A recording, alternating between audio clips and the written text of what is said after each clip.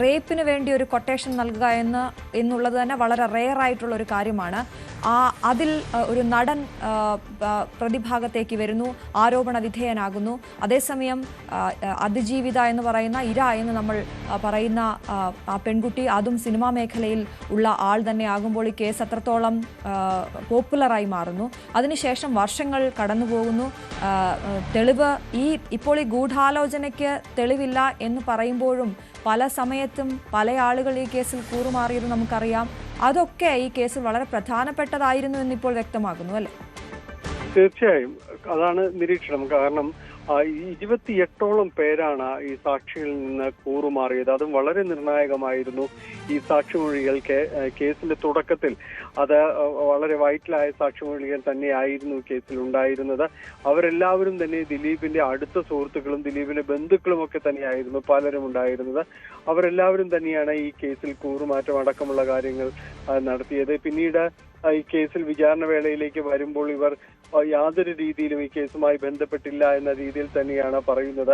ഇപ്പോൾ ദിലീപിന്റെ ഇപ്പോഴത്തെ ഭാര്യയായ കാവ്യ മാധവൻ തന്നെ ഇത് ആദ്യഘട്ടത്തിൽ മൊഴി നൽകിയിരുന്നത്. റിഹേഴ്സൽ വേദിയിൽ വെച്ച് ആക്രമിക്കപ്പെട്ട നടി ഒരു ഫോട്ടോ എടുത്ത് മഞ്ജുവിന് അയച്ചു കൊടുത്തു എന്ന് പോലീസിന് മൊഴി നൽകിയിരുന്നു. എന്നാൽ ആ മൊഴി പിന്നീട് അവർ നിഷേധിക്കുകയായിരുന്നു. അമ്മ സെക്രട്ടറി ആയിരുന്ന ഇടവേള ബാബു ഇതുമായി ബന്ധപ്പെട്ടുകൊണ്ട് ആദ്യം പറഞ്ഞിരുന്നത് ദിലീപ് ഇടപെട്ട അവസരങ്ങൾ നഷ്ടപ്പെടുത്തിയെന്ന് ആക്രമിക്കപ്പെട്ട നടി പരാതി പറഞ്ഞതായിട്ട് പോലീസിനോട് ആദ്യഘട്ടത്തിൽ മൊഴി നൽകിയിരുന്നതാണ്.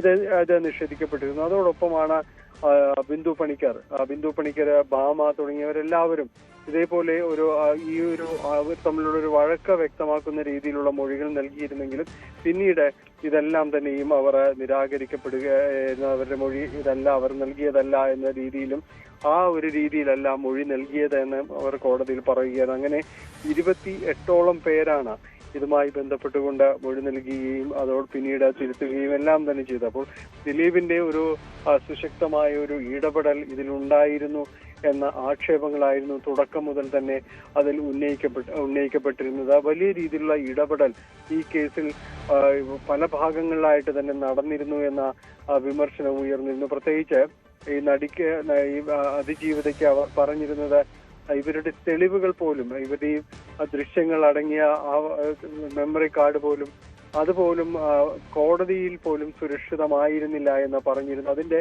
ഹാഷ് വാല്യൂ അടക്കം പലതവണ അത് മാറിയതായി കാണുകയും പിന്നീട് അത് പരാതിയായി കോടതിക്ക് മുന്നിലേക്ക് എത്തുകയും കോടതി തന്നെ ഇതിൽ ഒരു വേള ആശ്ചര്യപ്പെടുകയും ചെയ്തു. ഇതെങ്ങനെ സംഭവിക്കുന്നു എന്നെല്ലാം ചോദിക്കുന്ന രീതിയിലേക്ക് ആകുന്നു. അങ്ങനെ ഈ കോടതിക്ക് മുന്നിലുള്ള തെളിവുകൾ പോലും ചോദ്യം ചെയ്യപ്പെടും, അതൊരു സുരക്ഷിതമല്ല എന്ന് പറയുന്ന സ്ഥിതിയിലേക്ക് അടക്കം എത്തുകയും ചെയ്യുന്നു. അത്ര കണ്ട വലിയ ഇടപെടൽ നടന്നുവെന്നാണ് ഇതിൽ ആക്ഷേപിക്കപ്പെടുകയും ചെയ്യുന്നത്. അപ്പോൾ ഇതിന്റെ ഒരു കേസിന്റെ വിധി പ്രസ്താവത്തിലേക്ക് അടക്കം വരുമ്പോൾ 1 മുതൽ 6 വരെ പ്രതികൾ മാത്രമാണ് കുറ്റക്കാരെന്ന് പറയുമ്പോൾ ഇതിലൊരു ചോദ്യം ബാക്കിയാവുന്ന ചോദ്യം. കാരണം ഇതിലൊരു ഗൂഢാലോചന തുടക്കം മുതൽ പറഞ്ഞു. ആ ഗൂഢാലോചന തന്നെയാണ് പൂർണ്ണമായും ഇല്ലാതിരിക്കുന്നത്. ഉത്തരം കിട്ടാത്ത ഒരു ചോദ്യം ഇപ്പോഴും സാധാരണ ജനങ്ങൾക്ക് പോലും ഈ കേസിനെ കുറിച്ച് വ്യക്തമായ ധാരണയുണ്ട്. അവർ ഒക്കെ ചോദിക്കുന്ന ഒരു ചോദ്യം, ഈ പൾസർ സുനി അടക്കമുള്ള 6 പേരെ അന്ന് തന്നെ ഈ അതിജീവിത തിരിച്ചറിയൽ പരേഡ് അടക്കം തിരിച്ചറിഞ്ഞതാണ്. അതുകൊണ്ട് അവർക്ക് രക്ഷപ്പെടാനാകില്ല. പക്ഷേ അവർ കൊട്ടേഷൻ എടുത്ത് ചെയ്തതാണ് എന്നാണല്ലോ ഈ കേസ് പറയപ്പെടുന്നത്. ഈ കൊട്ടേഷൻ നൽകിയത് എവിടെ നിന്നാണ്, ആരാണ് എന്ന ചോദ്യത്തിന് ഇനിയും മറുപടി വേണ്ട. അല്ല, അത് തന്നെയാണ് പറഞ്ഞു വന്നത്. കാരണം ഇതിൽ ഗൂഢാലോചന നടത്തിയതാണ്.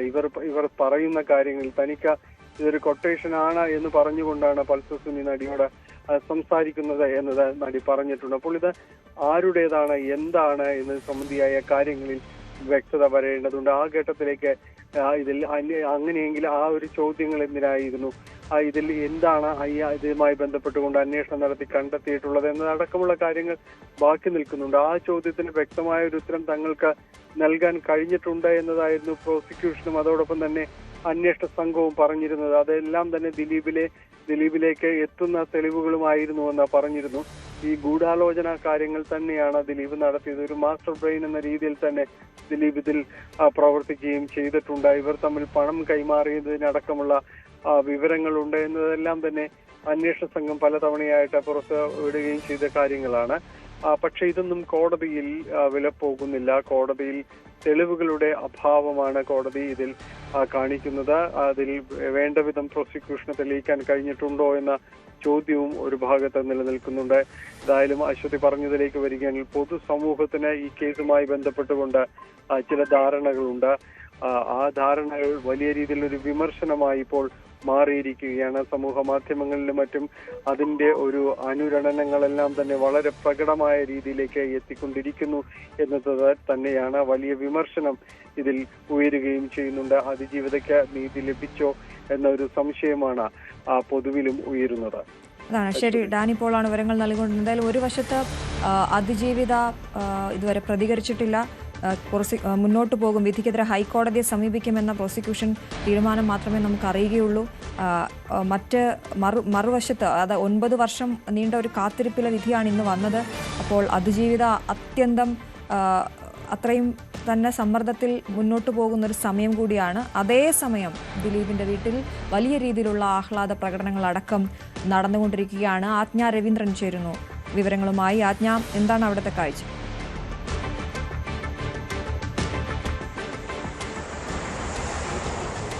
അശ്വതി, ദിലീപിന്റെ ഫാൻസ് അസോസിയേഷൻ നേതൃത്വത്തിലുള്ള ആളുകൾ വലിയ ജനാവലിയായിരുന്നു ഇവിടെ ഉണ്ടായിരുന്നത്. ദിലീപിനെ കുറ്റവിമുക്തനാക്കി എന്നുള്ള കാര്യവുമായി ബന്ധപ്പെട്ട് കേക്ക് കട്ടിംഗ് ഉണ്ടായി, ലഡു വിതരണം ഉണ്ടായി, അങ്ങനെ മധുര വിതരണങ്ങളും ഒക്കെ ആയിട്ട് അവർ വലിയ ആഘോഷത്തിലാണ്. മാത്രമല്ല, ദിലീപ് വന്നിറങ്ങിയപ്പോഴൊക്കെ വൻ ജനാവലിയാണ്.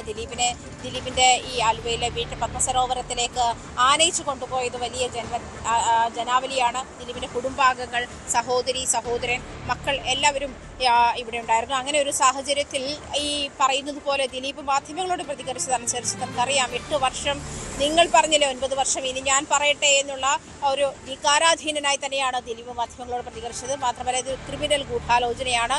ഈ ഗൂഢാലോചന ഒരു ഉയർന്ന പോലീസ് ഉദ്യോഗസ്ഥയുടെ നേതൃത്വത്തിൽ ചില ക്രിമിനൽ പോലീസ് ബുദ്ധിയിലുള്ള ആളുകൾ, പോലീസുകാർ നടത്തിയ ഗൂഢാലോചനയുടെ ഫലമാണ് തന്നെ കുടുക്കിയത്. അത് മഞ്ജുവാണ്.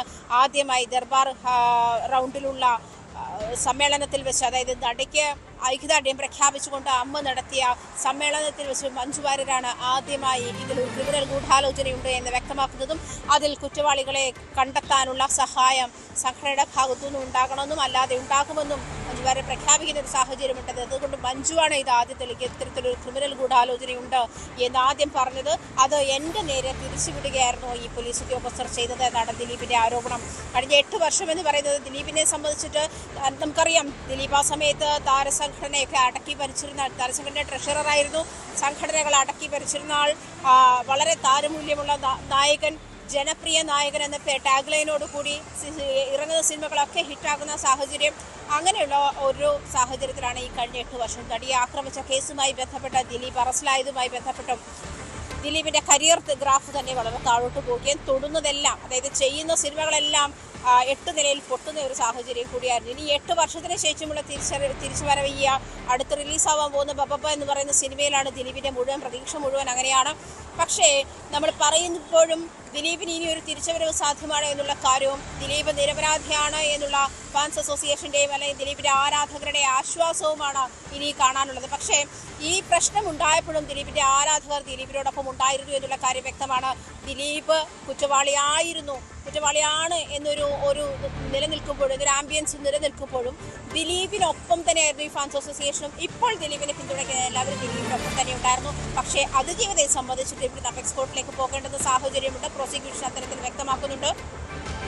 നേരത്തെ അന്വേഷണ ഉദ്യോഗസ്ഥ, നേരത്തെ മുൻ അന്വേഷണ ഉദ്യോഗസ്ഥ, ചുമതലയുണ്ടായിരുന്ന അന്വേഷണ ഉദ്യോഗസ്ഥ സന്ധ്യയും അതുമായി ബന്ധപ്പെട്ട് ഇത് അന്തിമ വിധിയല്ല എന്ന് പറയുന്ന സാഹചര്യമുണ്ടായിരുന്നു. പക്ഷെ ദിലീപിൻ്റെ ജോണറിൽ, അതല്ല ദിലീപ് തുടർന്ന് വന്നിരുന്ന രീതിയിലുള്ള ചിത്രങ്ങൾ, അഭിനയിച്ചു വന്നിരുന്ന ചിത്രങ്ങൾക്ക് ഇപ്പോൾ മൂല്യമുണ്ടോ എന്നുള്ള ഒരു കാര്യം കൂടി ബാക്കിയാവുന്നുണ്ട്. അതുകൂടിയുള്ള സാഹചര്യത്തിലുണ്ട്. പക്ഷേ ദിലീപ് വിമുക്തനായി എന്നുള്ള ഒരു സാഹചര്യത്തിൽ ദിലീപിൻ്റെ വരുന്ന സിനിമ വലിയ വിജയം കണ്ടേക്കാമെന്നുള്ള ഒരു പ്രതീക്ഷയിലാണ് ദിലീപും ആരാധകരും. അങ്ങനെ ഒരു തിരിച്ചുവരവ് തനിക്ക് നടത്താമെന്നുള്ള പ്രതീക്ഷയിലുമാണ് ദിലീപ്.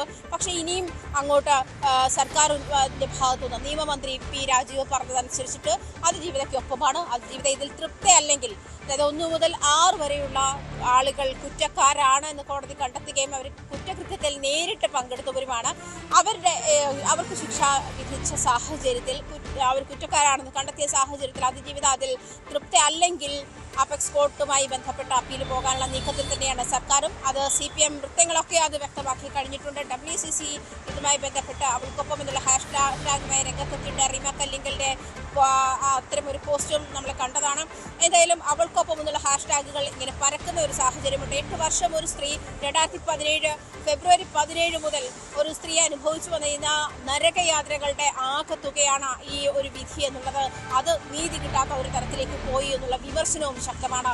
അതുകൊണ്ട് തന്നെ ജനപ്രിയ നായകൻ എന്ന ആ കാലം വരെയും ആളുകൾ നെഞ്ചേറ്റി നടത്തിരുന്ന ദിലീപ് എന്ന് പറയുന്ന ആളുടെ കരിയർ മുഴുവൻ തകർന്നു വീഴുന്ന ഒരു സാഹചര്യത്തിലേക്കും അതുവരെ മലയാള സിനിമയിൽ നിറഞ്ഞു നിന്ന മറ്റൊരു നായക നടിയായിരുന്ന നടിയുടെയും കരിയർ അവസാനിക്കുന്ന അല്ലെങ്കിൽ അവർക്കും അവരുടെ മാനസികവും ആയിട്ടുള്ള ബുദ്ധിമുട്ടുകളിലേക്ക് കരിയർ തരമായിട്ടുള്ള ബുദ്ധിമുട്ടുകളിലേക്കുമൊക്കെ അവർ അടിപതറി വീണുപോയതും അതിൽ നിന്നും ഒറ്റയ്ക്ക് പോരാടി അവർ ഈ 9 വർഷം അല്ലെങ്കിൽ 8 വർഷം പൂർത്തിയാകുന്നു. 9ാമത്തെ വർഷത്തിലേക്ക് കടന്നു. അതാണ് ആ